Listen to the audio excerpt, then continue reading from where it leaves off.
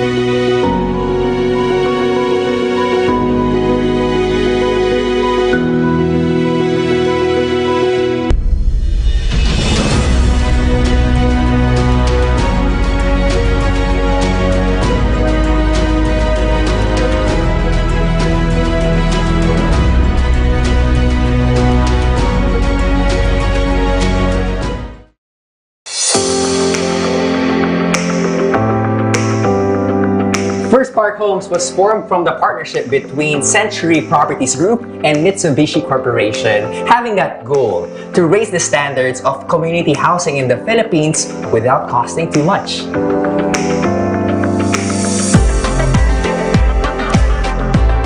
Unlike other housing communities, First Park Homes has actually what they call the 4 C's. It's the brand pillars which they follow. It stands for complete, conceptive, connected, and convenient.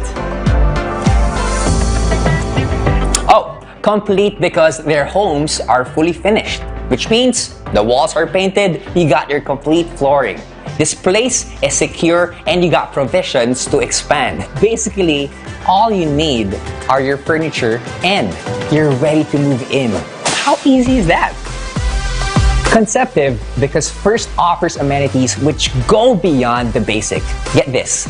For every subdivision, there is a specific theme for the amenities which can be enjoyed by both young and young at heart.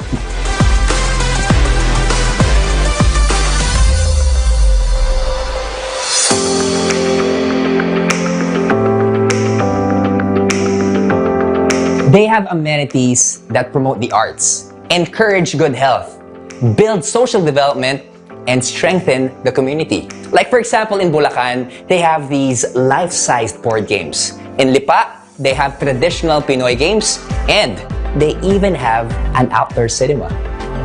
I think it's really amazing that they're introducing unique amenities for families to enjoy.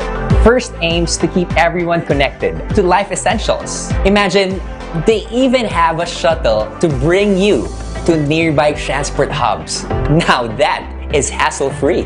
Lastly, convenient. Owning your first home is now easy through First's simplified buying process. Owning a First Park home is more than just an investment. It's your first home that lasts.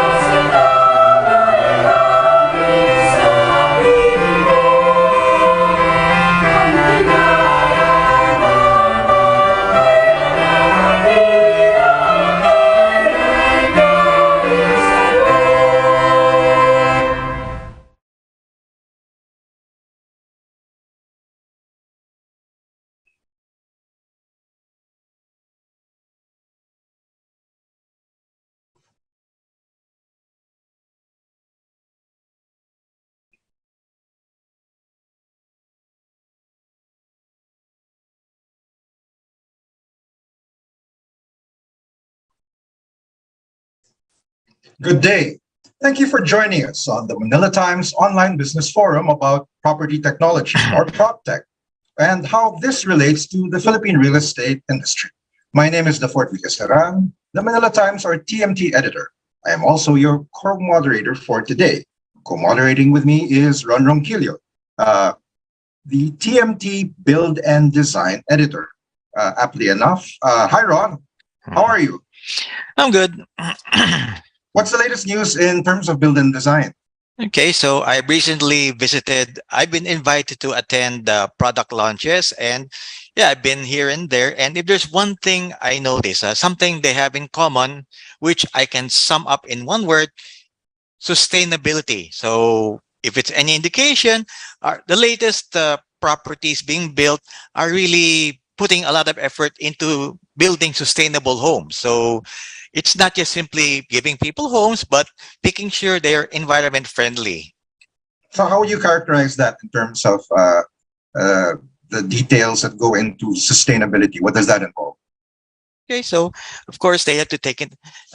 So if I no, one thing I notice is that they're really conscious about the environment. So Mhm. they're all situated at the outskirts of Metro Manila because it's getting crowded with all the pollution and stuff. So they realize that people are looking for places where the air is clean, and they found out that clean air makes for good health. That's why they're really building the. It's more of a strategic reason why they're putting up these properties in these places. Mhm. The air is clean. So, as the Manila Times build and design editor, how would you characterize property technology or proptech? Okay, so I noticed that during at the height of the COVID-19 pandemic, a lot of developers are shifting to it, and it appears to be growing.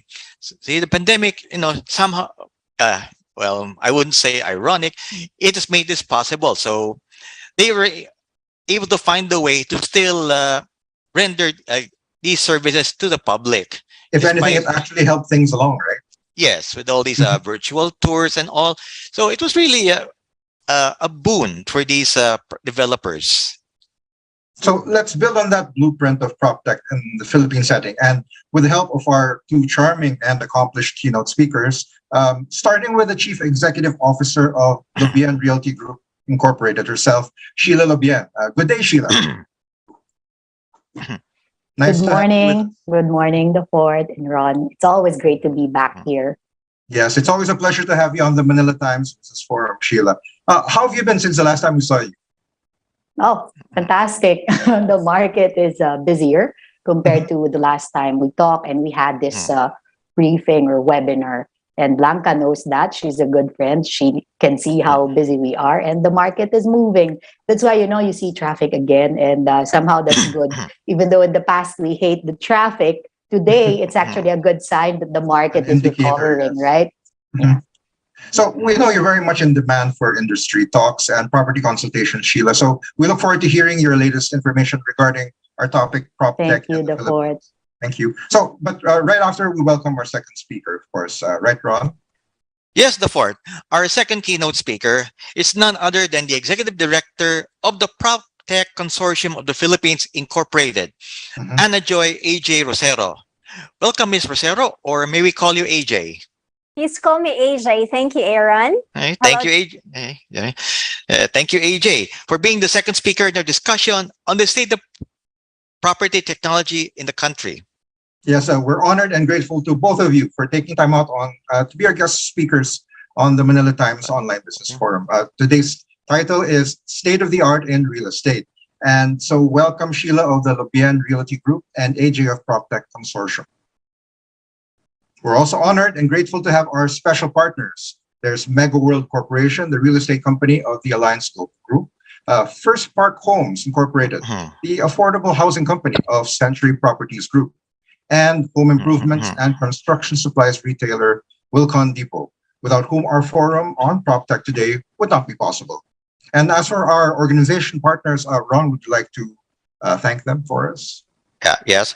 We'd like to thank or express our gratitude to the British Chamber of Commerce of the Philippines, the Cebu Chamber of Commerce and Industry, the French Chamber of Commerce and Industry in the Philippines, the Davao City Chamber of Commerce and Industry, or the DCCII, the Financial Executives Institute of the Philippines, or pardon my pronunciation, FINEX, Mhm. the Italian Chamber of Commerce in the Philippines Incorporated, or the ICCPI, the Management Association of the Philippines, or MAP, MAPS.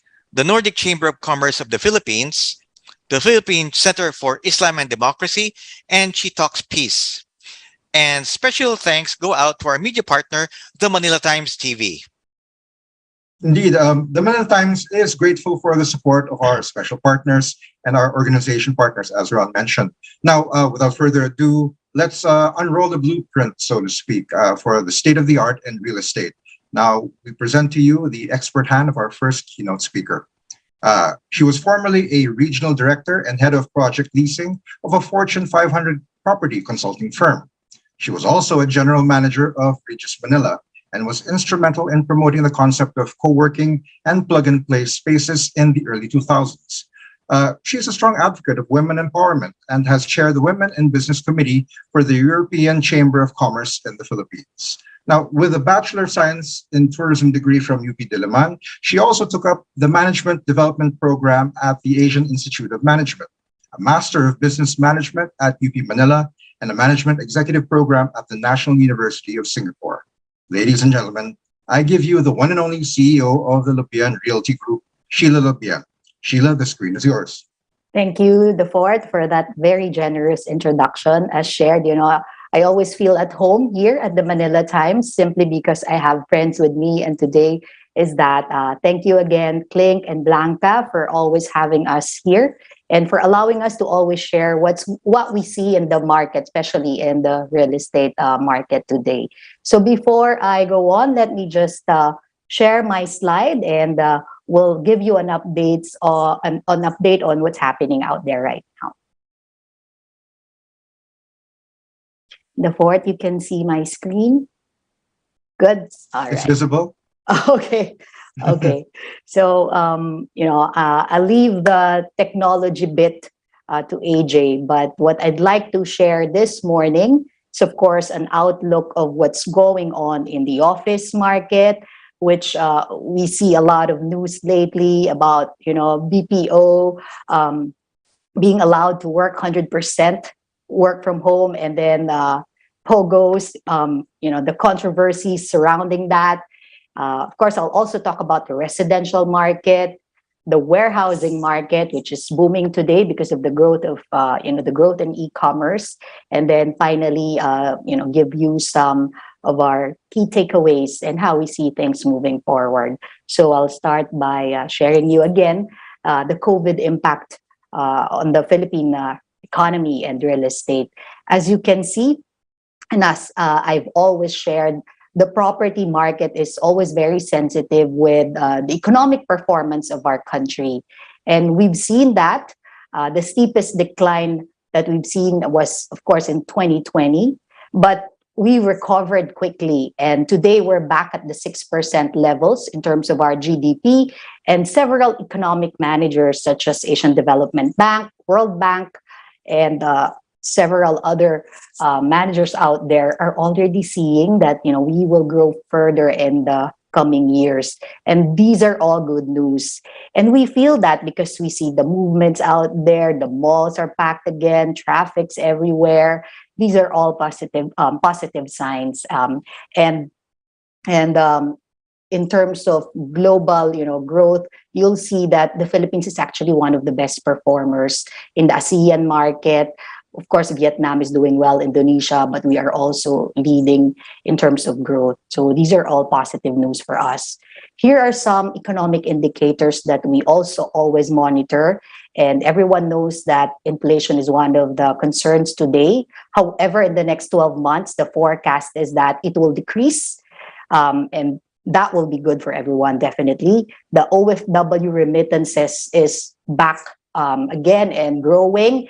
And if you've read the news yesterday, our current president, Bongbong Marcos, is actually encouraging a lot of OFWs to continuously invest in the real estate market, in the condo market, buy homes here in the Philippines, buy condominiums, invest, do small business or big business just to, of course, prop up the economy. And we've got a lot of help from the OFW remittances. Last year, it was what, at almost 35 billion US dollars, flushing in the economy, fueling the market.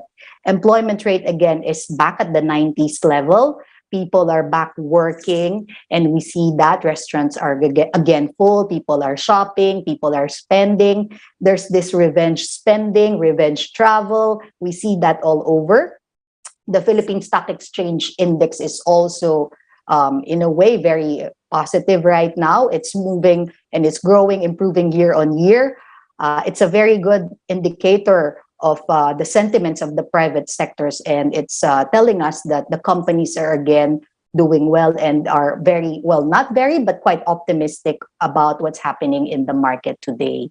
Now, us in the Lubian Realty Group, we constantly monitor this real estate economic indicators. And when you look at the GDP from construction, it's moving up, meaning companies, developers are again building either office space, hotel, malls, etc. And you see that when you go, let's say, to the Bay Area, there are a lot of construction going on in Quezon City, all over the Philippines and all over the metro. Real estate loans, it's steadily increasing, meaning people are borrowing money from the bank to invest in the property market. Building permits, the construction permit, we monitor that, and it is also increasing if you compare it from previous years. And that means, again, the confidence of the developers are quite strong, and they are building and constructing houses. We've heard from Ron earlier. He is seeing a lot of sustainable projects in the provincial areas and here in the metro. Interest rate, though, is moving up. In the last how many years, it was down. And this is a way, of course, of the government to also pull down the inflation rate that's happening in the country right now. Now, let's go and look at what's happening in the office market. There are a lot of talks right now. And if you are following this, so many things are happening, and people are saying, hey, Sheila, what will happen in the office market? Will people still use it, need it, etc.? So these are some of the concerns. And we see a lot of people who are now again back to work. So this slide, what's the story here? It's quite a busy slide, but what I'd like to share, what we would like to share is that, again, the office market is sensitive to what's going on in the economy. And if the economy is doing well, our GDP is high, rental rates is also moving up. Simply because, when the market is good, companies will employ, would need office space, people have money, they'll buy properties, and therefore prices of land, prices of property, rentals also will move up. Now, when the vacancy is also high, like what we are seeing right now, meaning some office spaces are not taken, then rents also somehow softening or going down.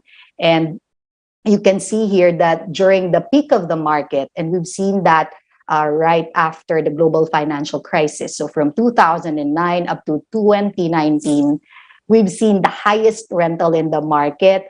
And the vacancy rate was quite low, single digit, 5%. It's like almost all the modern brand new buildings in the country or in the metro are fully leased.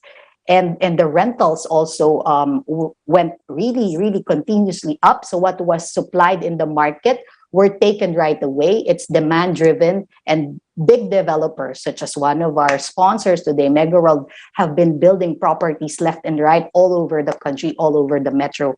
And what has driven them is because of the growth in the outsourcing industry. When the global financial crisis happened in 2008, companies in the US, in Europe, in Asia started to look at the Philippines and outsource their back office work to be more efficient, to be more agile. And the rest, as they say, is history, right? So from the 2010 upwards, we've seen the growth in the, not just in the office market, but in the whole Philippine market in general. So again, today where we are, 19% vacancy rate. It's not single digit anymore. It's 4 times higher compared to the pre-pandemic levels. And what we are trying to say here is that today is officially a tenant's market. So it's the best time to negotiate with building owners, landlords out there, and to look at the best buildings out there, to locate there and get a good deal. So that's the takeaway from this slide. Next is we'll look at the supply. What's happening out there? The developers, there is always a relationship between vacancy rate and number of office spaces or buildings that are being constructed in the market. And we've seen this during, the Asian financial crisis, global financial crisis, when the vacancy rate went up, meaning when there are a lot of vacant spaces out there in the market, big developers also, of course, will start to stop building because no one will take their office space or their buildings, right? And therefore, we've seen a decline in the number of buildings that are being built in the market during the global financial crisis and the Asian financial crisis. But when the market moved up again, like in 2010 onwards, when the BPO industry have really grown tremendously in the past, pre-pandemic, we've seen also the highest number of office spaces being built in the country, especially here in Metro Manila. And at one point in time in 2017, up to like 2019, we've reached 1 million square meters of office space being entered, being flushed in the market year on year. So now again, that there's this pandemic, again, the construction of office spaces has somehow slowed down. And there are a lot of vacant spaces out there, definitely because of this hybrid work. People are still not really going in the office. There are some concerns out there. So if you want to know how big is this vacant spaces, 19% is like 2.5 million square meters of office spaces today. And it's like, having a Makati or BGC almost vacant. So that big, but it's spread all over Metro Manila.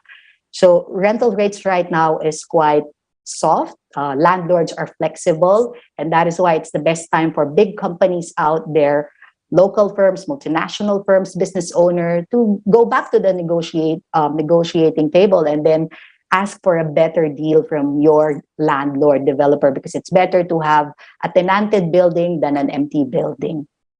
And again, as shared, 19% vacancy rate. But these are, there are some good news already. If we are to compare third quarter 2020 versus third quarter 2021's performance in terms of take-up, 8% only last third quarter 2021. But today, we've seen doubled 16%. And because of, companies are asking their employees to go back to work.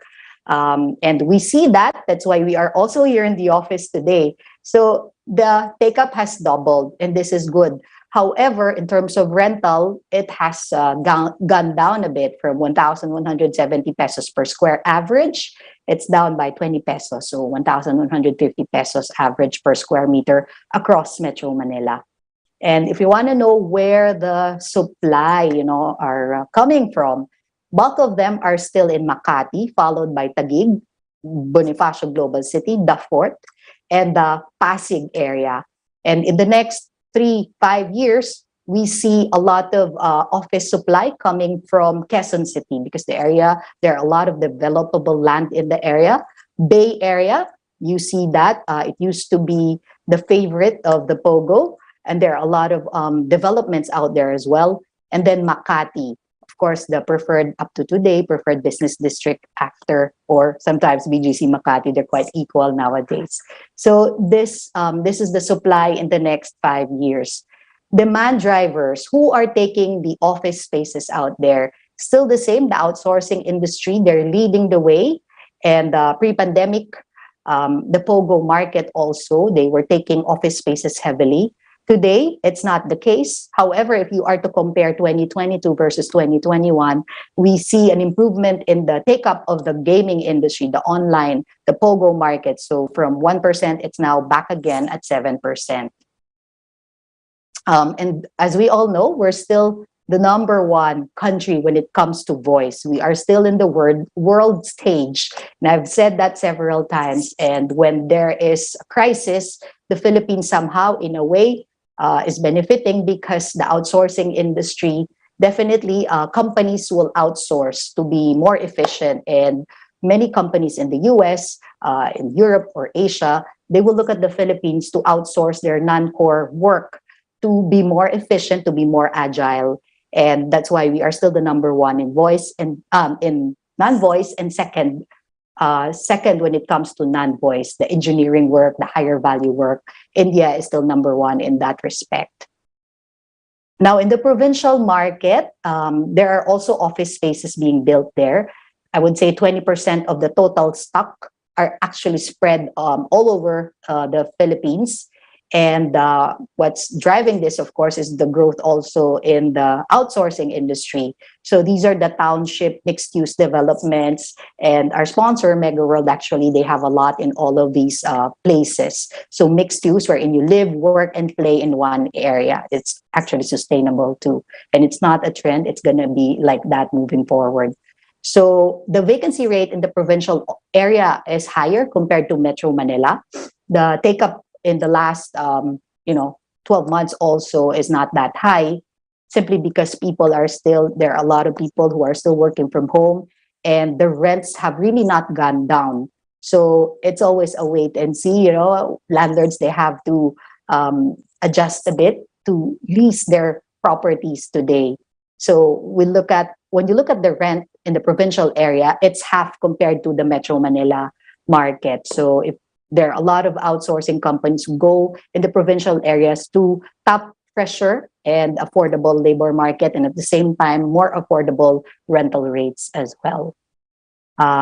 In terms of supply pipeline as well, if you want to know where are the offices outside Metro Manila, Cebu, of course, is number one because of all the infrastructure, the build project that we see in the area. So it's not like a provincial area anymore. It's really a city.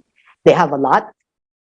Followed by Davao, because the previous administration, of course, marketed or promoted, I'd say, that area. There are a lot of movements back then. And of course, very near Metro Manila is Pampanga, Clark area. In the next 3 years, we see a lot of new supply or projects or office spaces that again will be built in Cebu, followed by Iloilo. A lot of outsourcing companies, they also like the area. And of course, Clark, or Pampanga area, which is very near Metro Manila. In terms of vacancy, definitely Cebu has a lot, followed by Iloilo, and followed by Pampanga, and then Iloilo. Now, in the residential market, and I'm sure all of us are interested here because we have either a house or a condo that we own. So if you look at the Bangko Sentral ng Pilipinas Residential Real Estate Price Index, the circular thing there, it went crazy in the last 2 years. Pre-pandemic, the prices, of course, were moving up. But when the pandemic hit, of course, the market price of properties, either single detached homes, duplex, townhouses, condominiums, went, a bit crazy. But somehow, as you can see, the prices have stabilized. And what you'll note here is that when you compare third quarter 2021 pricing compared to third quarter 2020 pricing, we've already seen an increase of 5%. And that is good news, right? Prices, again, are slowly improving. However, the opportunity here is that it's still low compared to pre-pandemic. So what's in it for us? So for those who are actually interested in looking at buying a home or a condo, it's still a good time to source and look for one because prices of properties are still relatively low compared to pre-pandemic times. So look at those opportunities. Average residential prices as shared. So condominium went up 5% and the house market went up 3%. But there are still a lot of opportunities in the red locations there. Those are the areas that are still doing, below pre-pandemic levels. And you should scout for properties in those areas. And if you need help, you can call us. And then the tourism and hotel market, the hardest hit subsegment of the real estate market. And tourism is very close to my heart. As the fourth mentioned, I graduated from UP. I took up tourism because I really love to travel. And because of this lockdown in the past, tourist arrivals in the country obviously went down. pre-pandemic, we have seen the highest in terms of tourist arrivals. So 8.2 million visitors in the country. And we thought it will go, up and up and up. Unfortunately, no. And it went down to like less than 1.5 million in 2020 because of course people cannot travel. It went down again in 2021. But the good news is the first half of 2020, it's already higher compared to the whole year of tourist arrivals in 2021. And that is the revenge travel, right? I really want to go out of the country already or the Philippines and see, in the provincial areas and see some, new places. But I'll talk to my husband. He still doesn't like to go out. So now the revenue of hotels in the Philippines, the hotel industry, they're very optimistic. And I attended a recent hotel conference here in the country, and they're quite optimistic. And there are a lot of, five-star premium hotels that are being built now in the country. And in the next 3 years, they're forecasting that they'll be able to have a pre-pandemic revenue levels in actually next year. So we hope that that will really happen. This is from the Department of Tourism, the numbers that we are showing here. Now, the warehouse and the storage market, the brightest spot in the Philippine real estate subsegment, because, everyone's buying things online. It's growing. The forecast is that it will grow by 8.2% in the next 3 years. And we see that a lot. People are buying things online. The entire logistic and warehouse industry is projected to reach 1.1 trillion in terms of revenues in 2 years' time. We're ranked 60th out of 169 countries in logistics performance. So there is a lot of room for growth there. And I'm sure the current administration will continuously work on this, the build project, etc. As shared, it's growing because everyone's buying things online now. And even in the property market, and later on, our second speaker will talk about the technology bit, what's happening out there. Now, the warehousing logistics market, they're growing because of the growth in e-commerce. And I'm sure you all have your phone and you're paying things online and you're buying things online. So if you look at the Southeast Asia internet economy, the forecast is that it will reach $1 trillion market by 2030. That's huge. I can even compute that in peso today. But locally as well, according to, this is from the Department of Trade, the e-commerce contribution to the Philippine economy has risen, and it is now at 1.2 trillion pesos already. That's the expectation this year. From a mere, 600 billion 2 years ago. There's a lot of growth out there, and any business owner right now, any company, all the companies out there, they're present online. They have a website. People can see them. People can look up.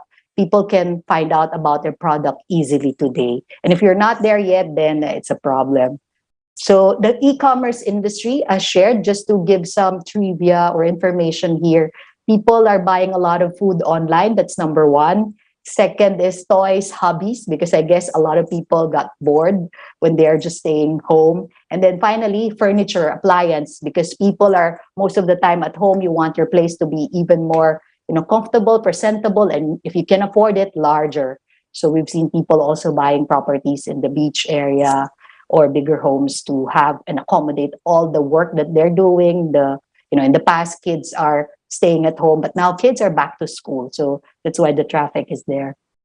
Now, a bit on this, because this is something new, the Real Estate Investment Trust, and I'm sure you've heard of this, and I can't finish my talk without discussing this. These are the opportunities also, and many big developers, as you can see on screen, they have a Real Estate Investment Trust, and so far they're performing so well, and big in the first world countries, they have this very successful. That's why we want to have this also in the country. So far, the big companies, the big developers are doing well in this front. If you look at their performance quickly, you'll find that the market cap is quite big already, 43 billion peso on average, and the revenue is positive. What they've forecasted or promised the investors, the yield estimate of 6.768, almost all of them the average dividend yield is 6.750. So that's good, meaning they're very near to what they have committed and expected, and it means that the REIT is actually a very quite stable vehicle, another real estate investment vehicle out there. And of course, I'll touch a bit on the marketing technology bit, digitalization that we are doing and many companies out there are doing. Just quickly, company website, I've shared that almost everyone now, they have a website. Properties, you can find it online. You can Google it and search everything. So somehow you should be able to do that. Otherwise, your broker should be able to provide you with information. There are, YouTube virtual vlogs. In the past, you have to go back and forth and see the property. Today, usually the final inspection. So I will not advise you to just buy properties without looking at it. It's a very big investment. You have to go feel it, see it. Sometimes I don't think people can just buy a multi-million property without even looking at it and feeling the area. If there are instances like that, I would think it's not that, it's not normal, it's not often. And then there are these 3D virtual tour as well. You can see the whole area with that. And if you like it, then you can go and visit the site. And online property listings that are actually live, and you can see whether it's taken or still available. Developers, brokers are using this today. And the CRM integration, customer relationship management, somehow artificial intelligence is here, matching your property with the right buyer, etc., and helping us do our jobs easier. And that's it on the technology bit and on the property market. So again, just to summarize what I have shared, these are the key takeaways. I have a 3+1 here. So the office market, if there is something there that you should remember, as shared, it's a tenants market, meaning if you are renting a property right now, it's the best time for you to either move to another property, improve that, because rents nowadays is quite soft and you can negotiate with your landlord. So there are several options out there. Use that as an opportunity to save on cost, also sign a long-term lease, get your preferred building, your dream office, whatever you like, all over the Philippines, especially here in the metro. In the residential market, as shared, the market has started to stabilize in terms of prices. As we've shared, the BSP Residential Real Estate Price Index, there are many opportunities there in the locations that I've shown. So if you're in the lookout, it's actually time to start hunting again and negotiate and buy your dream property. The warehouse, the storage market, it's growing because of the growth in e-commerce, and it will continuously grow. Even in the provincial areas, people are buying things online. Now, the +1 is the property technology, which many companies, not just in the real estate industry, they're actually using it today, that technology bit. But for our, bit, our side, we call that proptech, property technology. It's using technology to create a better service or a better project, and in a way it will make us more efficient, agile. And now you see this not just in the brokerage but in the developers side, buildings, in the management of the building, in the construction of the building. There are so many advancements in this side. So our next speaker will actually talk to you more about that. But for now, this is my my talk about the property, and I'll be very happy to, of course, answer any questions later that you may have. This is what we do. If you need help with the real estate, with your real estate project, you may call us online. These are just some of the companies, and I'm proud that we've worked with them and continuously working with them. And you may follow us online if you want to know more about what's happening out there, get some advice, follow us on our social media. And technology is that, right? We're talking about digitalization and all that today. And of course, my co-founders, my contact details here. Again, pleasant morning, everyone. I'll turn over the screen to the fourth. Thank you. And Ron. Okay. Thanks for your detailed blueprint of the proptech industry in the country, Sheila. Okay. Thank you. Okay. So Regarding your prop tech presentation, Sheila, we have a skyscraper of questions to ask, but we'll hold most of them for later during our open forum segment. In the meantime, perhaps we can allow one or two questions. The fourth, do you have anything to clarify regarding the talk of the Lobian Realty Group? Actually, CEO? Ron, before we get into that, I'd also like to thank the Chamber of Real Estate and Builders Association, or CREBA, for being one of our special partners making today's forum possible. Now, Sheila, has your group had any interactions lately with CREBA or perhaps in the recent past? I have friends who are actually members of GREBA, but us directly, not yet. Mhm. They do come to us from time to time, some of my friends, for information, updates. They want to know what's happening in a certain market, and we freely give them information. There are a Yes, lot of other groups noticed on you have a this. very comprehensive view of the industry in terms of the various segments that you can have in terms of real estate.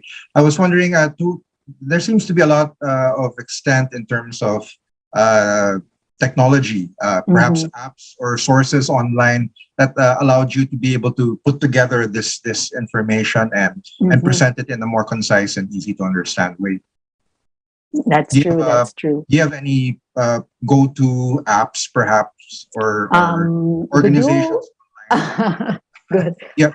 No particular app yet, but today, in this time and age, it's easy to do your own research, unlike in the past, right? You Mhm. can look at several sources online and get the most updated information. And if you know people inside, you can also call them and get the information that you want. But in terms of marketing, I'd say in the way we do business, especially in the last 2 years when it was not that easy to go out, meet people, what helped us a lot actually is, the Zoom, the Microsoft Teams, when people are not free to go out or not that willing to see you in person, there is Mhm. this online technology that we've used to facilitate the relationship building, information sharing. But again, nothing will replace the face to face interaction, right? That's why everyone's rearing to go back and do live conferences. And I've attended several in the last few months. And I'm looking forward to the Manila Times first live conference as well this coming October. Yes, So looking forward to that. nothing, of course, can replace the human interaction. But what helped us, during the toughest time really is the technology that we have. We're able to share information via social media, Viber, WhatsApp, etc. I'm not promoting anything in particular, but the technology bit helped us a lot there. And then putting everything online, having our own CRM, the customer relationship management system, to adapt, to be more agile, and to, of course, go paperless somehow, digital. That's easier. Recording, management, tracking data, tracking information helped And us with analysis, certain, yes. yes, making your analysis easier than using Excel all the time. But Excel is still reliable, of course. The accountants love that. So my husband is a finance guy and he loves his Excel so much. So Well, thanks for clarifying those points, Sheila. We'll connect and map out those further later during our open forum segment. So please stay with us till then. For now, Ron will give a brief background on our second keynote speaker. Okay, thank you, the fourth. She and her organization have been on a mission to digitize the real estate industry in the Philippines. Her consortium has been focused on uniting developers, designers, suppliers, brokers, users, policymakers, and capital markets to create sustainable, resilient, and inclusive communities through the empowering scalability of technology. It is my honor and privilege to present the Executive Director of the PropTech Consortium of the Philippines, Ana Joy AJ Rosero. AJ, the screen is yours. Thank you so much, Aaron. A pleasant morning to everybody. It's a pleasure to be here. When I was told that I will be presenting in reference to PropTech in real estate, I got really excited because PropTech is definitely close to my heart. So I'm going to talk about PropTech state of the art in real estate. Technology adoption is key, and I want to emphasize on that. So to start, I would be needing some audience participation. When we hear about PropTech, for our viewers who's watching us right now, When you hear about proptech, what's the first thing that comes to mind? May I ask anybody to type in the answer on the comment box? When you hear about proptech, what comes to mind? What's your understanding of proptech? Or maybe Ron can also chime in and give his point of view. Yeah. How about you, Aaron? Okay, this is my educated guess. So, okay, this is going to sound very corny. So, yeah, it's a portmanteau of property and technology. So, what this may suggest is, of course, the property industry is now accepting technology as a tool in okay. Pardon me if I'm very awkward with this. In promoting or rendering service to its clients. That's as far as I know about proptech. Yeah, I want to highlight the word that you mentioned, tool, because that is definitely correct, Aaron. So thank you for that. So let me expound more on that. So proptech actually is the latest buzzword on everybody's lips today. So when you talk to property, real estate developers, to tech people, they would say proptech, proptech. Often called the new disruption power and innovation driver. But let me first inform you guys or share with you the 5 key points that I wanted to talk about. So first is a closer look at proptech. So I'm gonna define it and have a clear definition for everybody to have a better understanding of what proptech is, and also an overview of proptech. Second is the landscape, the proptech landscape, the types of technology and where are they applied, the 2 domains of the proptech space, how technology has changed the real estate industry, the current state of proptech industry today, and the real estate technology trends in 2022. So to start, next slide, please. All right, so let's define proptech. So as mentioned, sometimes or oftentimes it's called the new disruption power, an innovation driver. It is also said to be the modern remedy for real estate specialists suffering from piles of paperwork and a high-yield asset class for investors looking for fresh opportunities. So, as mentioned, there's going to be 5 key points that I'm going to highlight in my presentation for today. So let me start with the first key point. Next slide, please. All right, so a closer look at proptech. Let's start by clearly defining proptech. Proptech, as you know, it stands for property plus technology. And as mentioned by Aaron, it is a tech tool that real estate experts use to optimize the way people buy, sell, research, market, and manage a property. Let me give you some examples. By far, Airbnb is one of the first proptech tech companies disrupting the real estate industry. Think of your last vacation spent in a lovely Airbnb apartment or a boutique hotel. Who amongst you have actually used Airbnb? That is one example of a property technology. Let's talk about successful proptech companies in the Philippines and the impact of these technologies. As you see on the screen, I have actually highlighted some of the proptech companies here in the Philippines. One of which is under property management category. So companies like Inventi, Raven Global Incorporated, CADSYS, they are into property management platforms. So what do? They provide cloud-based management automation software to streamline business activities, property maintenance, resulting to improve efficiency and increase in productivity. So basically, their technologies are replacing the manual jobs that are being done by the employees. Next is a buyer-developer platform like HomeJoy by Umpisa. and multi-sys. So these technologies, they provide integrated platforms, and Sheila earlier has mentioned that phrase, integration. No, it's a very important word in technology. So they provide integrated platforms that allow buyers, sellers, developers to transact in a more efficient manner, resulting to a faster loan approval. And when you are in property development, the loan takeout process is key to a healthier real estate industry. Another one is what we call AR or VR. So AR is augmented reality and virtual reality tech solution. So what is this technology? As one example is VR spaces. Okay, so what they do is they allow buyers to view properties without going to the site. So you can view the property virtually.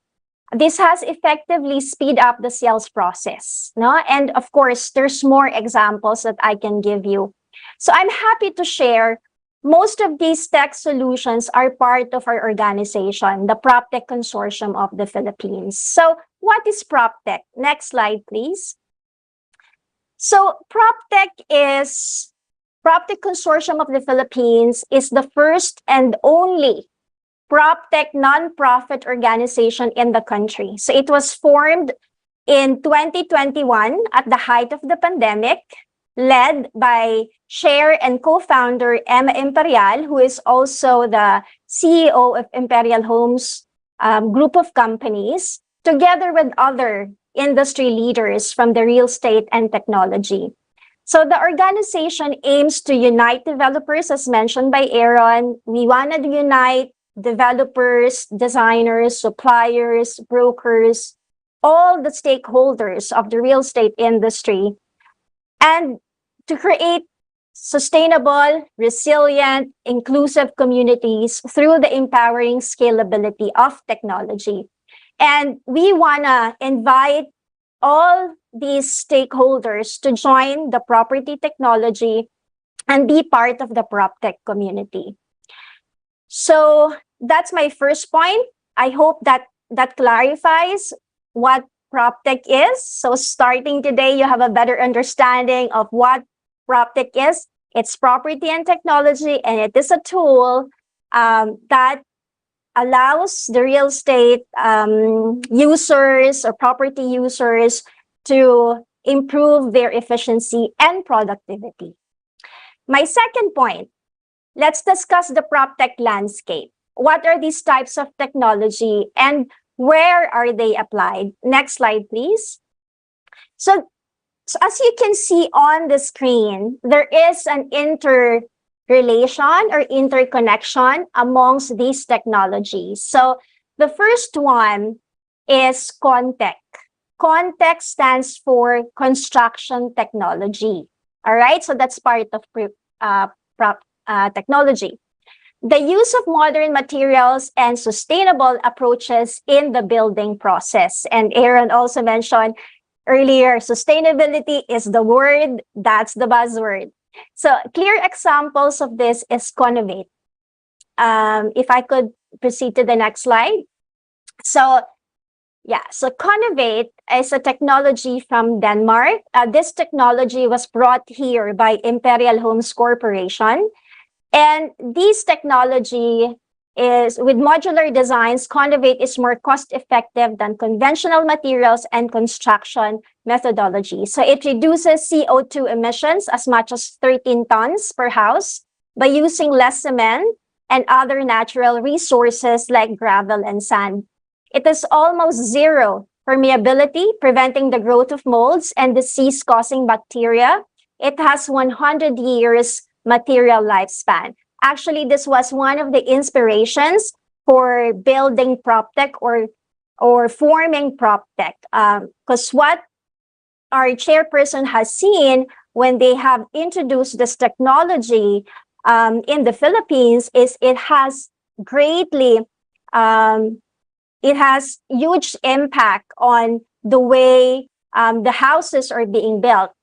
As a matter of fact, the one-story house can be built in 2 days, as compared to if it wasn't a connovate. The next technology is the smart real estate. Can we go back to the previous slide? Yes, the smart real estate. Okay, so what is a smart real estate technology? So this is more towards the construction side of homes. So for example, the use of technology in order to create energy efficient homes can be categorized as proptech. So most startups in this genre use the Internet of Things to collect data about the construction of homes on their day-to-day maintenance. The next one is the sharing economy. As you can see there, the collaborative economy or sharing economy. So this technology, the sharing economy, is an economic revolution that has become a force to reckon with. There are several unicorn startups like Uber and Airbnb, which have already grown out of the sharing economy.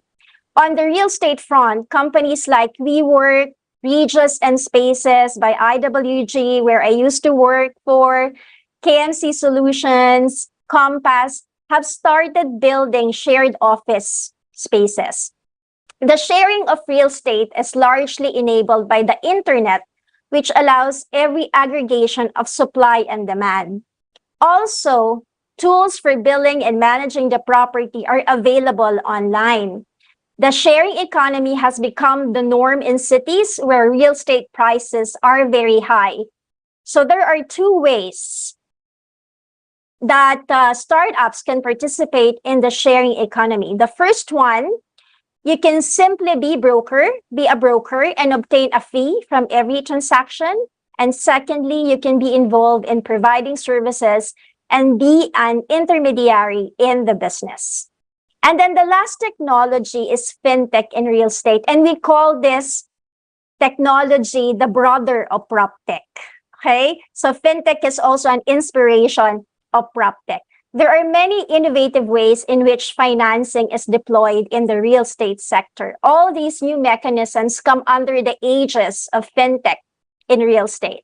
The startups in this vertical are focused at providing information to buyers and sellers in order to make a sale. Right now, this information is available only with the brokers who tend to protect it. This is because the brokers can only survive on a small number of highly remunerative transactions. However, this is inefficient broker model is likely to be replaced by technology in the future. So those are this is the proptech landscape, and in the proptech market. So again, there is an interconnection amongst these technologies. So when you hear about proptech, that's related to fintech, context, smart real estate, and collaborative economy. Now we go to the two domains of the proptech space. Next slide, please. There you go.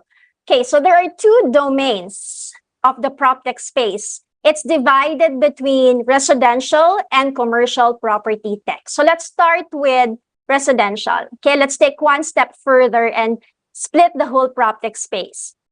So the residential property tech is all the digital products developed by real estate tech companies to facilitate the way people own or rent apartments and houses. So example, short-term rental platforms like Airbnb.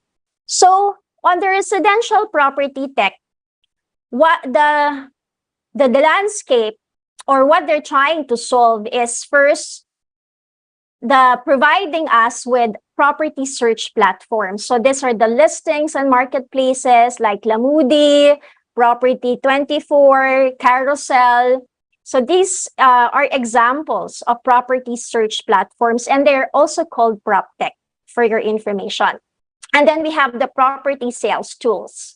Okay, so there are applications that focuses, for example, Brookie Technologies. They have a platform that provides or that allows developers, buyers, and sellers to transact in a faster manner. And again, improving the efficiency and productivity of the transaction. Under that also is financing tools, so digital lenders and brokers, alternative financing, and then mortgage lender software, loan application and management, and real estate closing tools. So you have the insurance, transaction management tools, and then under that also property management tools or IoT, Internet of Things powered tools, and the loan management systems or loan securitization. So these are some of the technologies under the residential property tech. Now we go to the commercial real estate technology. Next slide, please. So this is basically for the commercial real estate, okay? So what it means is the use of all the innovative tools companies and individual commercial real estate professionals use to efficiently run, search, rent, and sell office, industrial, and retail property assets. So for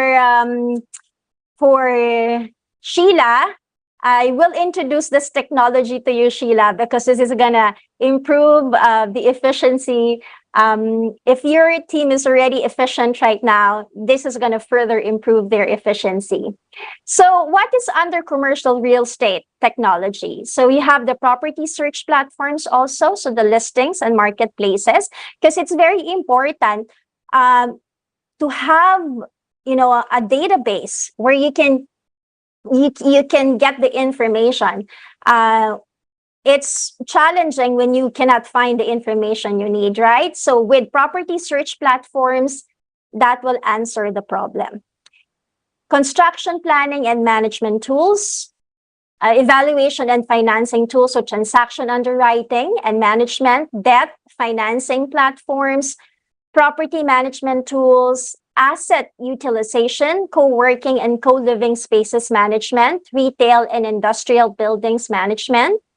So these are the technologies that's part of the commercial real estate technology. So to summarize, point number 2, the real estate sector is going through a massive transformation. It is likely that it may become more efficient in the future, and proptech has a big role to play in this increased efficiency. Point number 3, how technology has changed the real estate industry. Next slide, please. Proptech disruption. Next slide, please. Right. So proptech disruption has brought innovation into the daily routine of almost every player on the real estate market, including landlords, tenants, investors, brokers, agents, and others. So I want to identify per area or per category. Let's start with the broker. For a broker, the adoption of proptech solutions means, first, easier data collection and AI or artificial intelligence driven marketing to screen and evaluate the development, investment, leasing, buying, and selling processes. Pair this up with the ever-expanding potential of proptech big data analytics for structuring and documenting large data sets, and you'll find yourself fully equipped for conquering more deals. Next, for the broker, also, what is the benefit? Automation of paperwork and cost reduction. This will allow them to streamline your brokerage back office processes and save much time and resources on more important tasks, like market research, communicating with customers, and closing deals. So these are the benefits of adopting proptech solution. The other one is secure remote transactions and digital contracting. For a faster and easier buying experience, no more tons of paper to read and sign at closing. Next is direct digital engagement and reduce physical contact. So this is another benefit of using proptech solution. This will limit physical interactions, especially with this situation right now. This will limit physical interactions with both high-use surfaces and people alike. Since the onset of COVID-19, proptech contactless solutions like facial and touch recognition have become the new normal life in the digital world. Property technologies have also changed the way landlords and tenants interact. So that's the second table that you see in the middle. So what are the benefits to the landlords and tenants? First is detailed 24/7 insights into how tenants utilize the space. This has enabled networks of smart devices and sensors. Property owners don't need to go and check their properties personally, as all the data about building security and maintenance are available on the go from a mobile screen. So this technology is already available. Quality communication with tenants, repair workers, maintenance teams, and any other parties involved with information, caching, and data storage. No detail from previous conversations will fall through the cracks. So it happens right now that when the current process or the current issue, the problem right now in some of the building owners is that it was not endorsed to them or it was not properly communicated because that person perhaps has already went home and forgot to do the endorsement. So the next person who's going to be on duty is suddenly lost and would say, you know what, I am not aware. Then you go back to zero, right? So, but with technology, you will improve that communication. Next is no geographical boundaries with virtual reality. So home inspections, house tours, and viewing transitions to the virtual world, meaning that property owners and tenants can do all this from the comfort of their homes. And we have seen a lot of property developers adopting this technology and using this technology, and success stories of these developers who have increased their sales and who have speed up the sales process because of this technology. Okay, so what's the benefit to real estate investors? Accurate planning of construction to reduce, if not eliminate, the chance of critical mistakes. And next is improved market research to track the development, investment, leasing, buying, and selling opportunities, because then you have the big data that you can refer to, and it makes it easier for them to track the reports and the development on what's happening in the business. Next is secure contracts with no middleman that might have misaligned interests in the property purchase and sales process.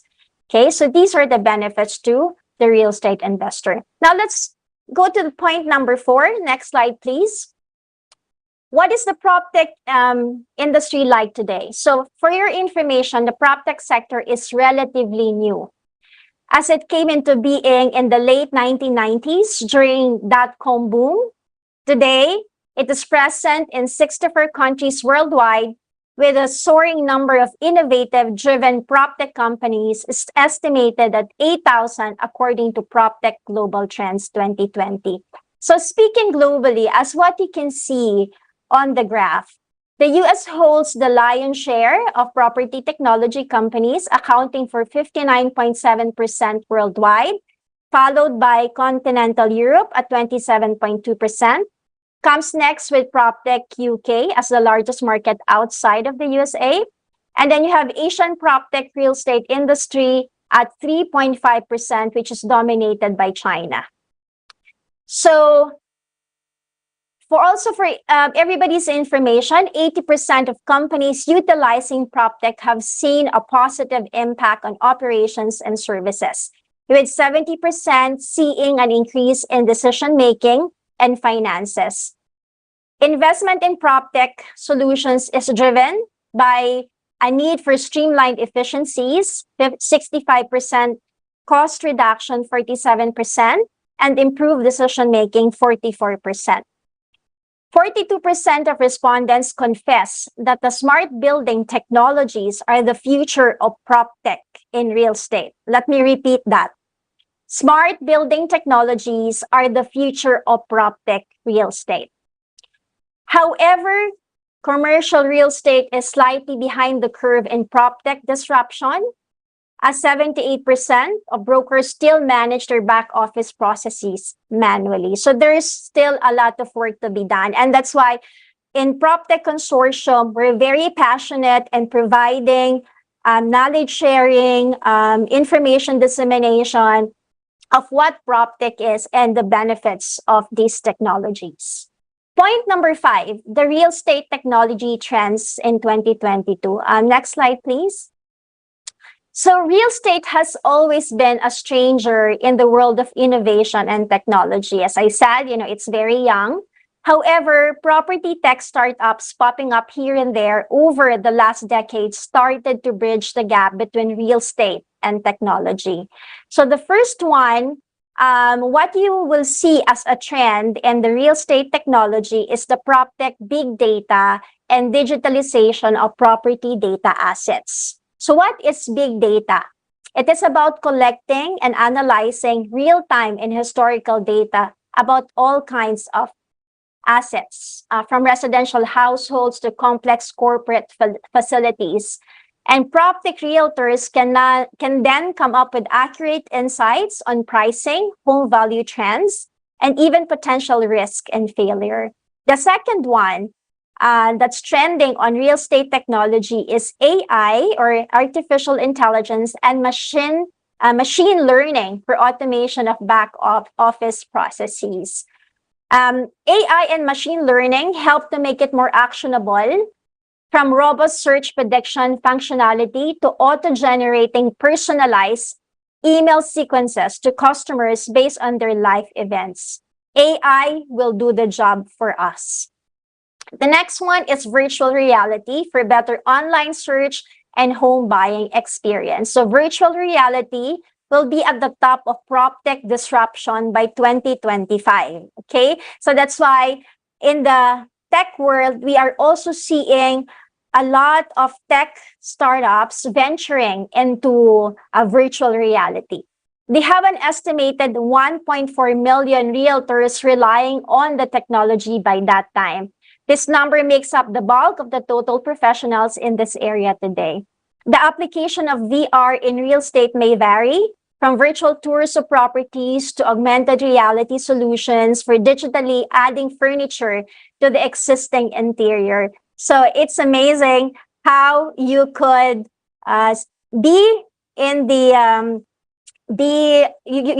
would feel like you're in the tour itself, the virtual reality, and you get to see the small details from the house to the furniture to the rooms and the details of the rooms. So it's actually exciting. Next, number 4, trending in real estate technology is the Internet of Things for predictive maintenance. The Internet of Things refers to a smart network of devices and sensors that are constantly sending and receiving information about the building to track its overall state and predict failures. One example of this could be Alexa, right? But there's more to that. So for example, property owners can monitor a building's temperature, security, and maintenance through mobile devices and computers. And number 5, trending in real estate technology, new construction technologies that drive sustainability. As we adapt the new ways of green construction, and this is really the future of real estate, we focus on building sustainable, energy-efficient homes, modern appliances that are smarter. With smart grid refrigerators, washing machines, dishwashers, and other appliances, okay? And there's a lot more to come. And number 6, chatbots for better customer experience. Initially powered by AI, chatbots have become a must-have feature for almost every website.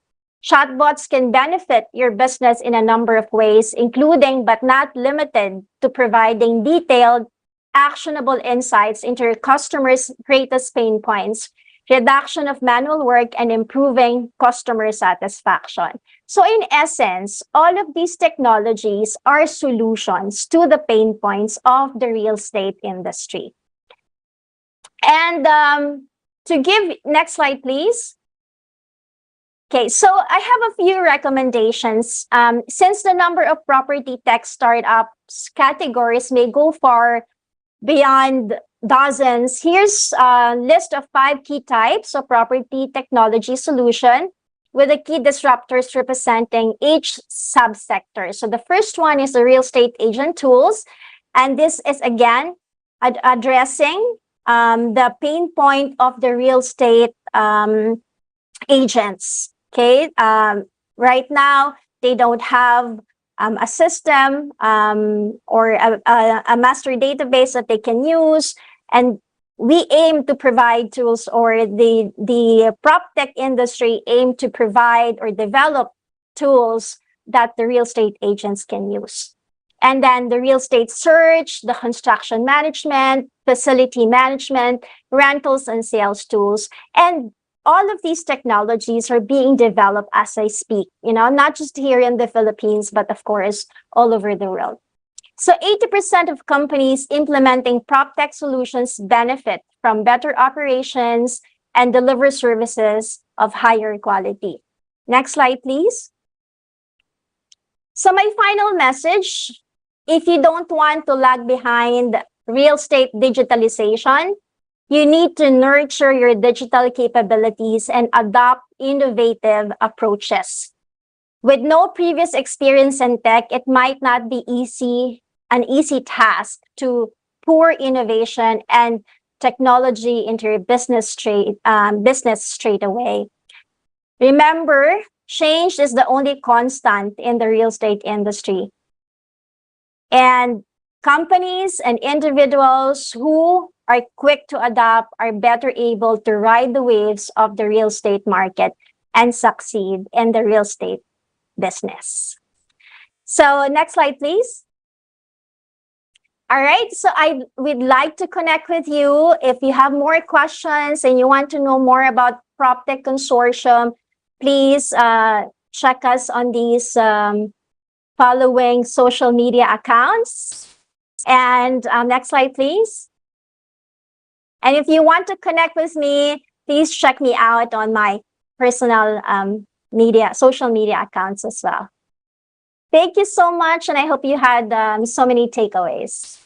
Thanks for your technical yet intriguing mapping of PropTech landscape in the Philippines, AJ.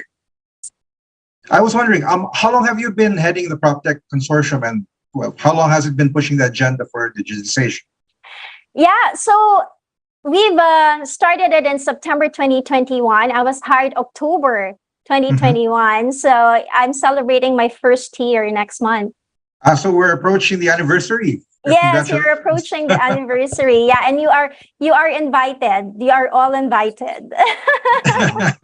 Yeah, we look forward to celebrating with you the success. It's not easy launching or being part of an expansion of any real estate venture these days, particularly right after or at the peak of the pandemic, right, Ron? Yep. Yes, I do agree. You have any questions for AJ regarding her presentation? Well, I just have one. Okay. You mentioned earlier that PropTech is considered a new disruption power. Okay. Could you please humor some of us? What do you mean when you say PropTech is a sort of a disruption or a disruptor? Yeah, totally.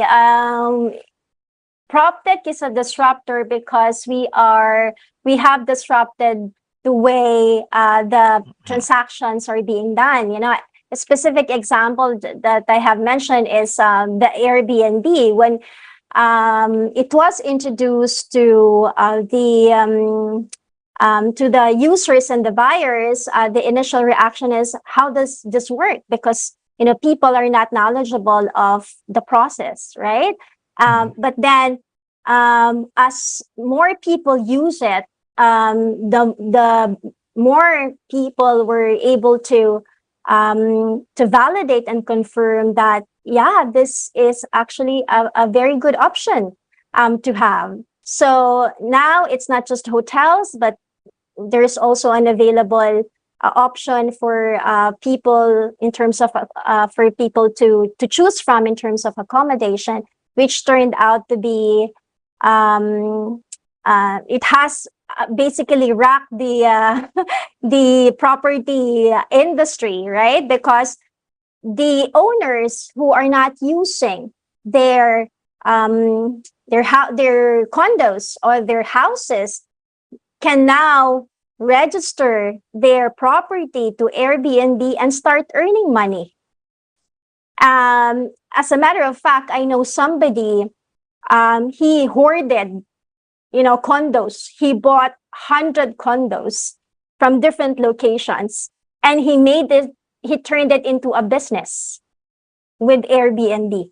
So he registered those 100 condo units to Airbnb.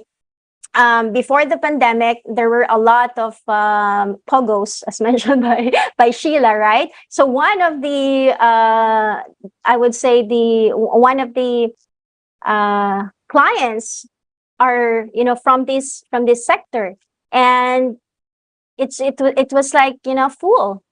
So he kept on buying more properties, and made it into a business.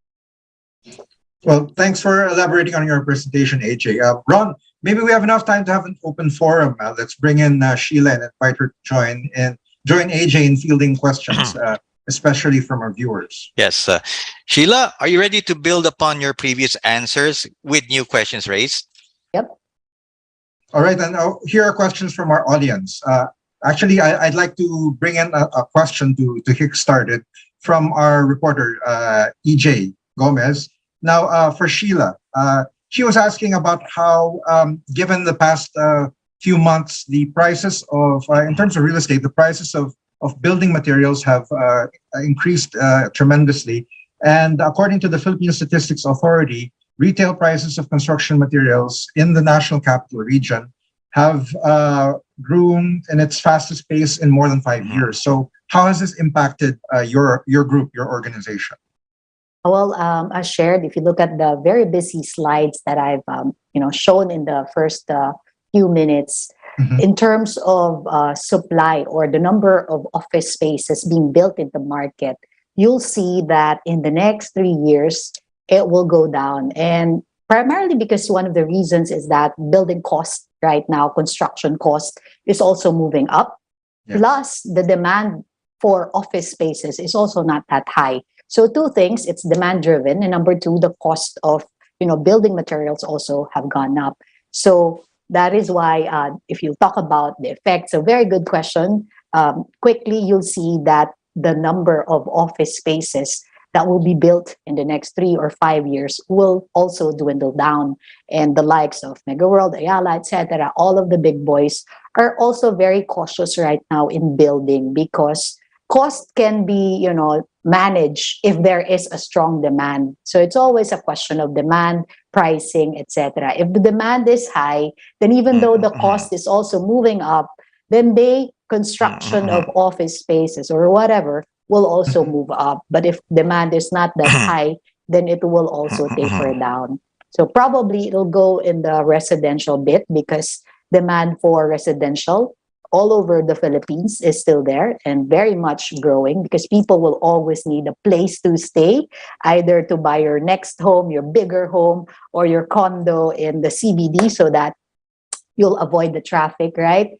You can also work from home, so you want a better place also. So there are other places now that can be, pushed or moved when the prices of building construction moves up. Then landlords, developers will also think of where to invest first and where or which segment is being demanded. And then I'll focus on that. We'll build either hotels if the hotel is more in demand at the moment, or condominiums, or affordable housing. And AJ mentioned Emma is a good friend also. She's building several houses, sustainable houses all over or in several parts of near Metro Manila and outside Metro Manila. So there. Well, clearly you have your data analytics on point, thanks also in part to the help of proptech platforms that give it the real-time information that you've accessed. Our reporter EJ Gomez has a follow-up question. In terms of the recovery of the country in the past few years from the pandemic, what are the lessons that the Lubian Group has learned and applied in order to provide better services to clients and consumers? Well, very good question. And because we're talking about technology, of course, I'll definitely mention technology. And it's true, we really need that. And we're doing that in our company. And I shared a lot of other companies, not just in the real estate industry. Companies are looking at digitalization, adding technology in their operations to be more and more efficient and agile, right? Not just to really cut on costs, but be more effective and faster in getting either the information or the job done. And in our business, we learned that definitely the customer relationship management or the CRM is very important. And tracking of properties, available properties in the market, real time. You don't have to call all the developers and check, is this available? Is that available? You want that at the tip of your fingertips right away, right? Because clients are also demanding it fast. And for us to do that, we need technology to support us, to help us be more agile and efficient. But then again, I'd always go back and say human relationships, interaction will always be very important. So people and then technology. Thanks, Sheila. I think Ron has a follow-up question in terms of, to relay a question from one of our viewers. Ron? Yes, we have a question here from a Gerald Gallianito. So his question goes, this is for Sheila. How is property investment in Iloilo and Cebu? Is Iloilo said to be at par with Metro Manila when it comes to property prices? Okay, are you investing in Cebu or Iloilo? You I can think give Ron me a has, call later. but, but yeah, good question. And I've shared also earlier that rents in outside Metro Manila in the provincial area is half compared to the rental rates here in Metro Manila. Simply because bulk of the economic activities here in the Philippines, they're still concentrated in Metro Manila and, NCR plus. So near us, like Cavite, Pampanga area, when you look at prices of properties or land, of course, Cebu, Iloilo, compared to properties here, let's say in the Fort, BGC, Makati, or other central business districts, they're not comparable. They're definitely cheaper compared to the prime properties here in the metro. So yes, there are, because of course, land values, there are a lot of land to be developed outside Metro Manila. In Cebu, it's getting more and more modern because of the so many updates, developments, the build projects that are currently ongoing and are actually done. So prices of property in Cebu compared to other provincial areas is not comparable anymore. It's actually high.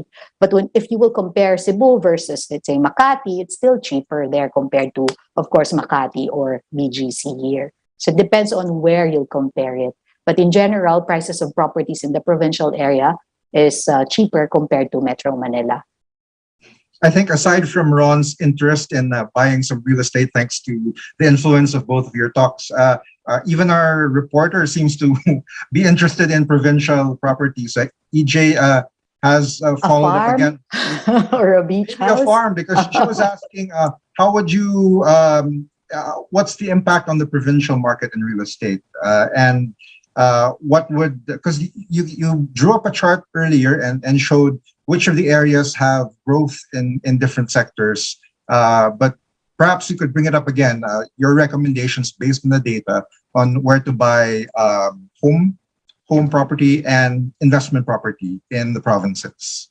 Just to in the provinces. Yeah. Yes. Well, it's a personal preference, and depending on what you want, the budget that you have, the money that you want to invest, right?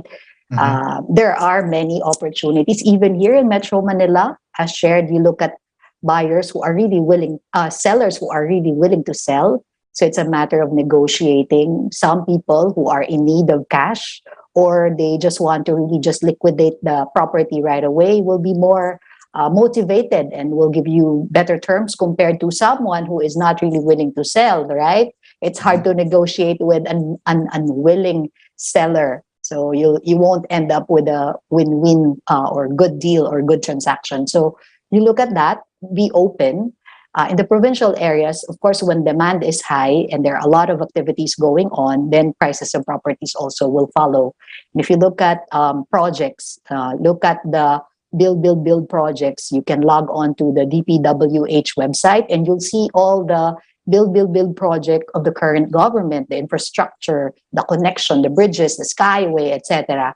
And most of the time, of course, the properties that will be near or follow or will be in that project will appreciate in value. So if you look at areas wherein it's easy to go to now, Skyway or whatever, prices of properties have gone up. So look at those areas wherein there are a lot of opportunities or improvements being made or build projects are happening. And definitely prices of properties there will move up in value. So you won't go wrong in acquiring properties near or in those areas today. Oh, ayan, EJ Gomez, our reporter. You have all these tips on where to buy your next property, and imbitahin mo kami sa housewarming mo or new negosyo, EJ. So, AJ, you've also worked in Regis Manila as a sales director. I think, did you and Sheila meet then, or was it later on in other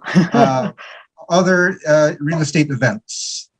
We did not meet there years ago, but we have actually reconnected in other events. Yes. Yeah. So Yeah, I started that segment. So I was one of the pioneers. So don't ask about my age. But when I started there, Regis is like the only one in town. Like it was the only service office at that level, and no somehow competitors. Today there are a lot. So, and AJ, of course, we'll tell you more about that. She's now in another group, PropTech, and it's a collaboration of all these companies who are in that front service office.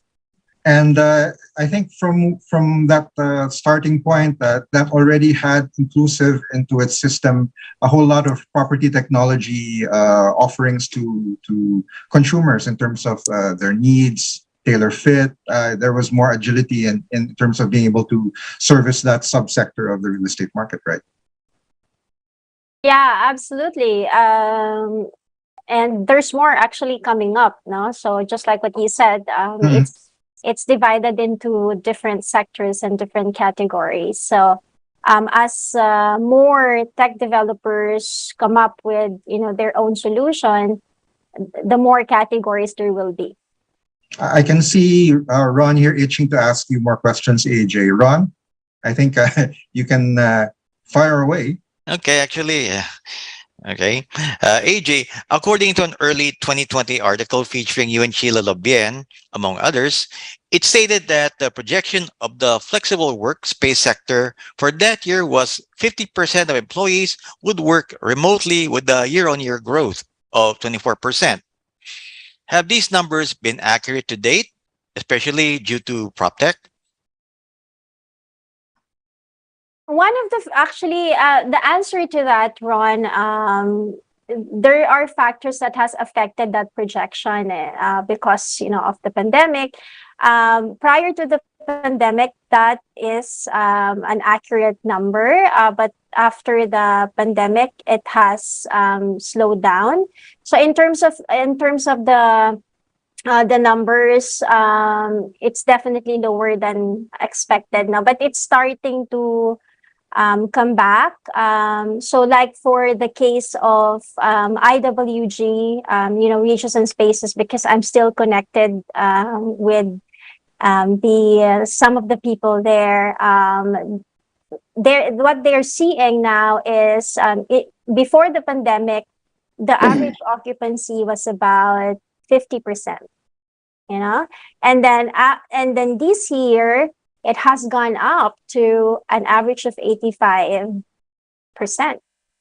So, which is higher compared to our neighboring countries. So things are picking up now in the aspect of, co-working space, especially that there was a directive for employees to go back to the office 100%. AJ, we have a question for one of our viewers, June Monte de Ramos, in line with what you just mentioned. In fact, it's a critical factor, I think. Despite all of the advances, it's all uses without proper internet connection. And this poses a major challenge in the property tech sector. No? What we see in the market now is that telcos are spending more on marketing rather than capitalization.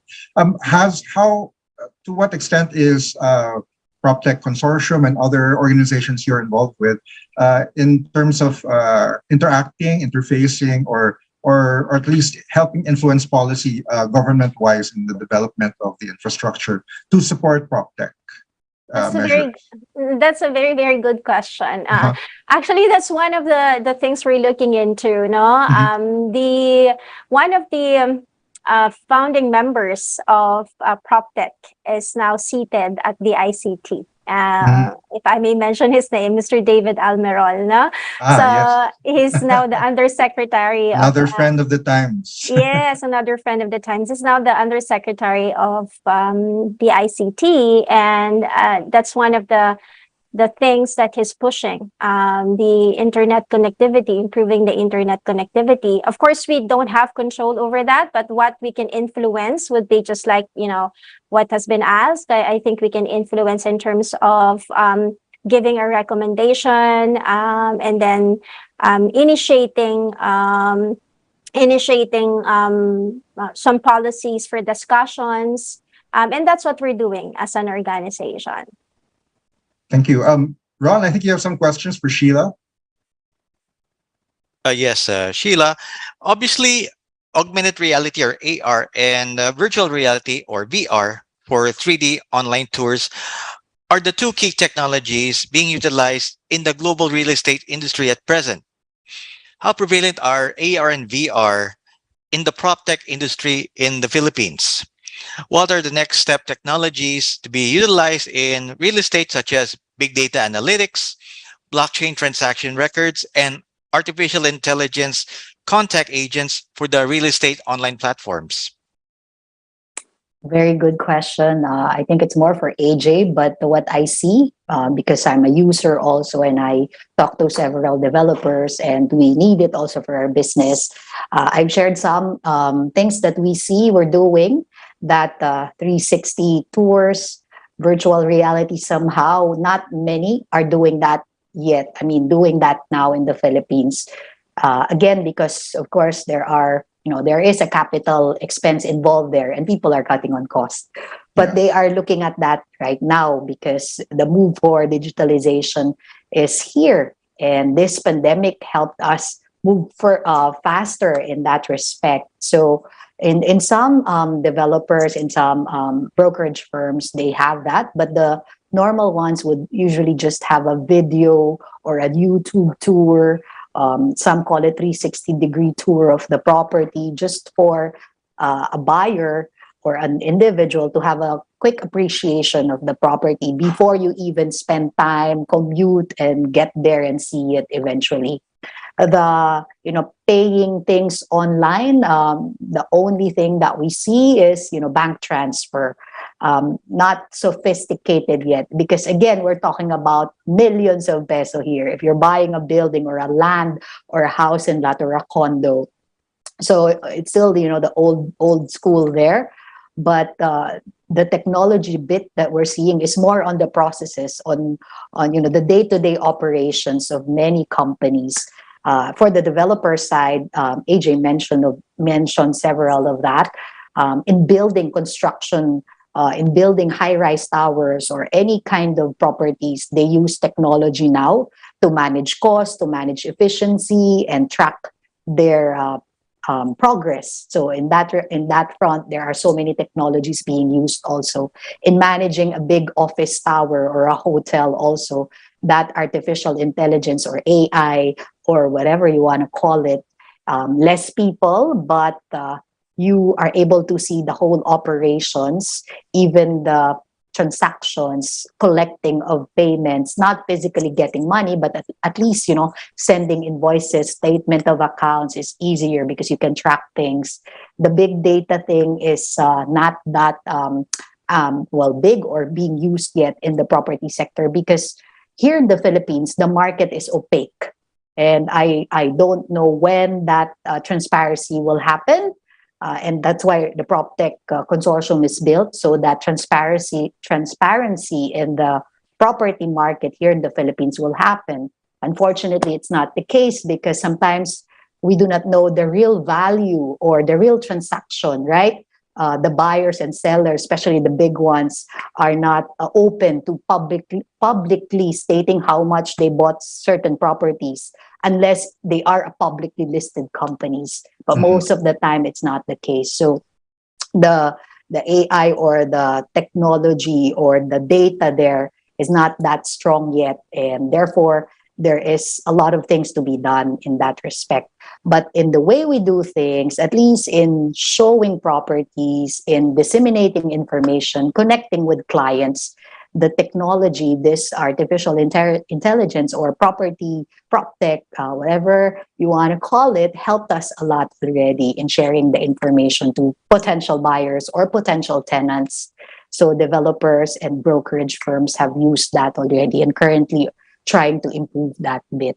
But again, capital expense will be needed to actually move this forward. And we do it. We're investing in that right now here in our company. So the CRM, the artificial intelligence, slowly, little by little, we'll get there.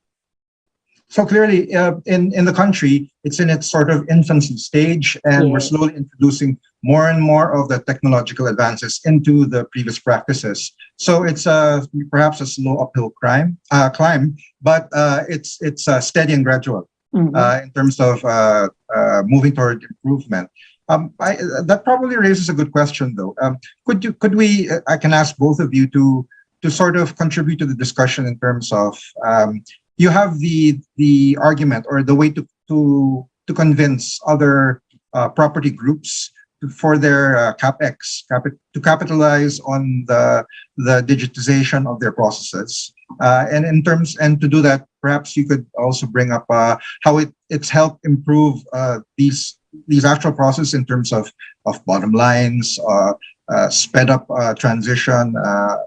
In terms of all the red tape and even in decision making, as was kind of touched upon in both of your discussions earlier. Maybe we can just kind of bring it together in terms of capex versus transition into sales and or sped up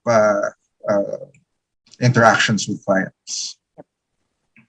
Yeah, emphasize on the benefits, right? We should actually, at the end of the day, if it will make us more efficient, profitable, make our lives easier, definitely you have to look at that. It's an investment, but return is worth the money or bigger. So those are the benefits that PropTech should highlight all the time. Why do we need to do that if this is working already? If we do that, what will happen, right? Where can we go from here? Will we get to, there?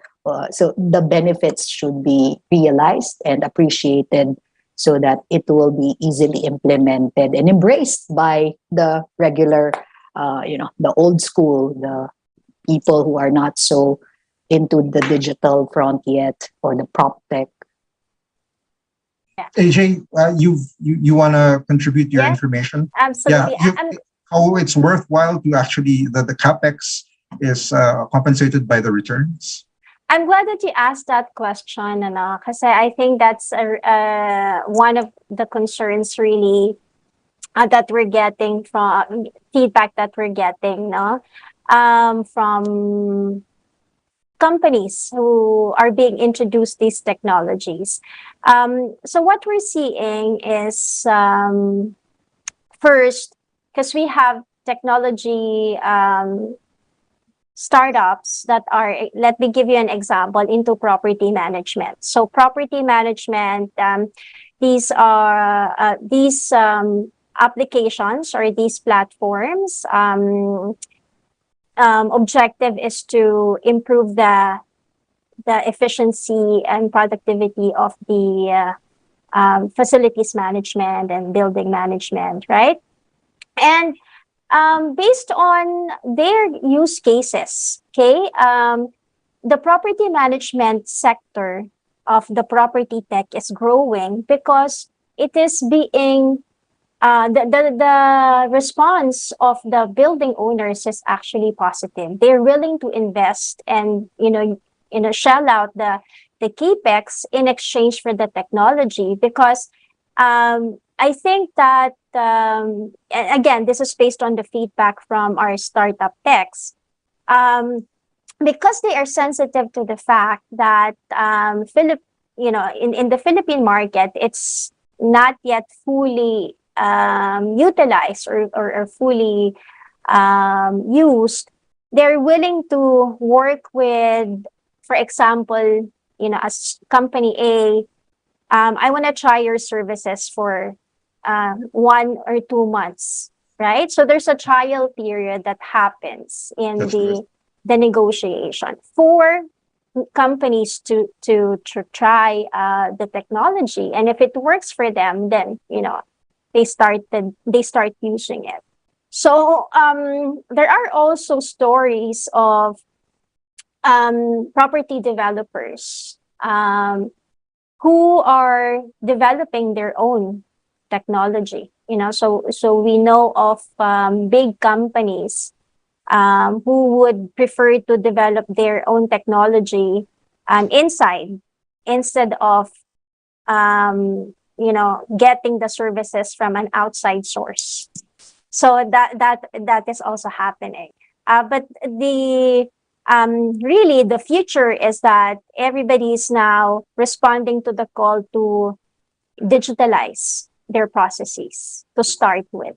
So in terms of the capex, the ability to invest on it, I think there are still some reservations, but we're seeing that as we communicate more to the possible investors, and as we shed light on, okay, so what's the return of investment, how long, what's the benefit, just like what Sheila was mentioning earlier, then they're willing to take the risk. So, but there's more work that needs to be done before, definitely. That's true. Yeah. Well, Ron, do you have any follow-up questions? Mhm. I think you're on mute there. Yeah, well, no follow-up questions so far. But then, if that's the case, then perhaps I just wanted to ask for both of you, what do you see in terms of, because it benefits of course, the consumers and even the real estate companies. But how about the employees, the workforce, in terms of how they're impacted by the technology? There are a number of people, of course, who are afraid that they'll lose jobs or they'll become redundant. Perhaps you can paint a more sunshiny picture about where they can upskill, what are the opportunities for them, and where they can go in terms of being able to adapt and transition into how things will turn out in the next 3 to 5 years. Yeah, I can answer that. Actually, I have asked that question to our proptech developers now because, the employees are like concerned. Are we going to be replaced by AI or these technologies? And the answer is no, absolutely not. Okay, as mentioned by Aaron earlier, these are tools. So these tools are going to be used by employees to make them more efficient and productive. Not to replace their current roles in the organization, but to simplify it for them so that they can focus on the other things. So for example, you're a salesperson. Instead of you putting a lot of time doing your admin work, if you have this application, that shortens your admin work to, let's say, 4 hours to 30 minutes. And then that gives you more time to do what you're supposed to do as a salesperson. Meet your clients, do your sales call, and be more productive based on your role. So that's my straight answer to that. Sheila, that kind of echoes what you mentioned earlier. People will still need people. People will still look for people. Yep, definitely. We can only use this as a tool to be more and more efficient. And we want our people to focus on the more important task, right? And that is, if you're a salesperson, of course, to meet clients, to see them, to build relationships, and any administrative work. If technology can help them, then use that, right? We want them to have the tools, the technology, to become more and more efficient in what they do and the best in what they do. So we will use definitely technology for that matter. So clearly, technology will not replace people; it will enhance their operations. Does the same hold for construction materials and processes? Like earlier, one of our viewers asked a question. He has a follow-up regarding Conovate and others construction innovations. Will these new materials and processes then replace the old ones more than technology will replace people? What do you think? Maybe we can start with AJ. Yeah, there is no intent to replace human force, no. So I think that that's a misconception, and I think we have to continue to educate people that this is meant to improve your efficiency, your productivity. So if you're finishing houses of, let's say, instead of finishing a house for 30 days, you finish it in 2 days. Right? So if that's the case, then there's more opportunities to build more houses, right? So it's not really replacing, even in the construction sector or the construction workers. Now, it will actually enhance, just like what you said. It will help them. It will support them to become more efficient and to finish the work faster. But do you think Conovate will replace concrete wall building or wooden home constructions? Yeah, you know what? I think there is a possibility that it would be replaced because we are looking at reduction of carbon emission, sustainability, and of course it's gonna go through a long transition, no?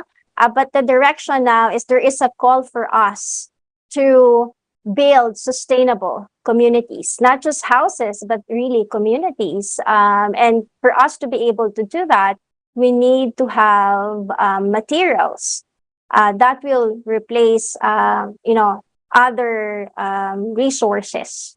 Example would be Conovate. And if that happens, I just want to add if that happens, is the concern, what about the people who are working for cement factories, for example? Who specialize in those. Yeah. Then, we look into, I think that's definitely an issue that we have to look into. And we definitely need to consider, what are the other jobs that's going to be available for them, because the production of Conovate does require people. Manpower. Yeah. Thanks so much for clarifying that. A lot of people, I think, are relieved to know. And moving forward, that there's something to look forward to, actually. And Ron, in terms of moving forward, it's perhaps time to roll up the proptech blueprint and roll back to our keyboards and device screens, don't you think? Right, the fourth. As much as I'd love to keep talking about the build and design topic on proptech, it's time to put words on the paper, or as we can say, online. Time to write this up. But it's also time to put words into action. So perhaps, Sheila, what are the final words and next steps for the Lubian Realty Group in terms of our topic today? Well, you've talked about earlier, a lot of probably fears there that if technology will really be strong and then it might replace human, the employment rate will go down. And I think my advice there really is to always look at what you as a person, as an employee, will bring to the table, right? Mhm. And if that's your mindset, you'll always have a job, and companies, people will always get you, right? You'll be in demand and you will never be afraid to lose your job, because at the end of the day, those who add value will always be in demand and needed, right? Anywhere you go. And even businesses will stay if you always add value. If you're serving your client, you're happy, you are providing value. So that's the buzzword that I can share, or not really the buzzword, but the advice to always add value. And no matter what happens, this technology will aid us in will help us to be more and more efficient and agile. And of course, your talent as a person will always bring you somewhere. So be confident and always think of how you can add value anywhere you go. It's not about technology, but it's just my takeaway, and what I'd like to share. In the property market, if you do have any concerns, questions, happy to help. I shared my contact details, so you can call us, and I will give you an advice. So we have a team here of real estate experts, more than a decade of experience in the property sector. So we know what's happening in the market. We feel the market. We are seeing things. We are experiencing all the technology, the proptech advances out there. So let us know if you need any help in the real estate segment or industry. Thank you. Thanks, Sheila. Ron? Okay, AJ, what are the final words and next steps of the PropTech Consortium? Yeah, final words. I want to thank you guys for this opportunity for us to, discuss what PropTech is and what we're doing. So next step is we want to continue to spread the word of the importance and the benefits of technology, adding it into property and how it is interconnected with the other technologies, like the sharing economy, the fintech and the contech and the smart real estate.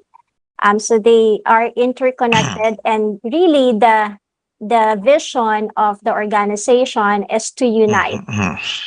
Yeah, so unity, for us to achieve and attain our vision, which is to digitalize the real estate industry in the Philippines. So AJ, this is your vision. This is your outlook for the coming years in terms of the development, the direction of property in general and property technology. Yes, and if I may add, we really wanted to focus on solving the problems and the pain points of the real estate industry. So that's our advocacy. So thank you, AJ and Sheila. Ron? Okay, so with us today are Ana Joy A.J. Rosero, Executive Director of the PropTech Consortium of the Philippines, and Sheila Lobien, the CEO of the Lobien Realty Group. And that's a wrap. I'm the fourth Villaseran. And I'm Aaron Ronquillo. Thanks also to our viewers. Thank you. And we hope we gave you a clear blueprint of property technology in the Philippines on the Manila Times Online Business Forum titled State of the Art in Real Estate. Have a great day ahead. Thank you. Have a great day, everyone. Thank you. Stay safe and well. Thank you, Blanca. Thank you.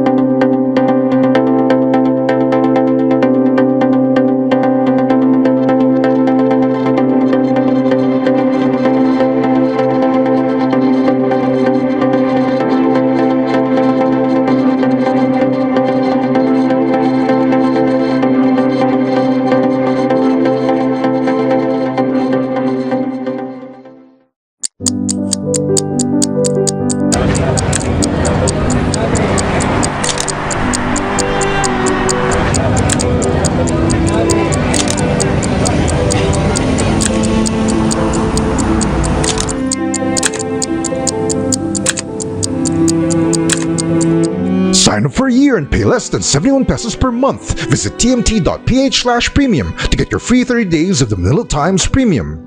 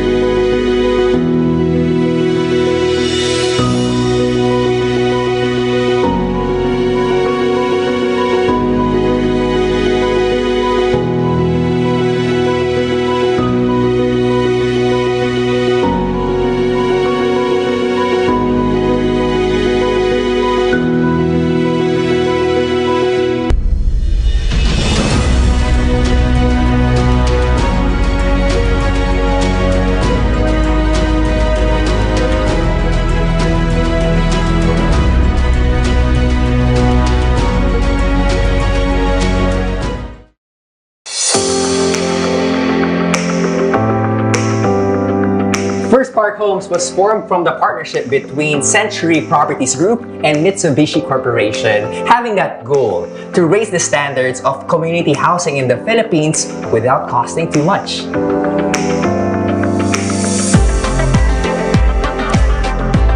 Unlike other housing communities, First Park Homes is actually what they call the 4 C's. It's the brand pillars which they follow. It stands for complete, conceptive, connected, and convenient. Oh, complete because their homes are fully finished, which means the walls are painted, you got your complete flooring. This place is secure and you got provisions to expand. Basically, all you need are your furniture and you're ready to move in. How easy is that? Conceptive because First offers amenities which go beyond the basic. Get this, for every subdivision, there is a specific theme for the amenities which can be enjoyed by both young and young at heart.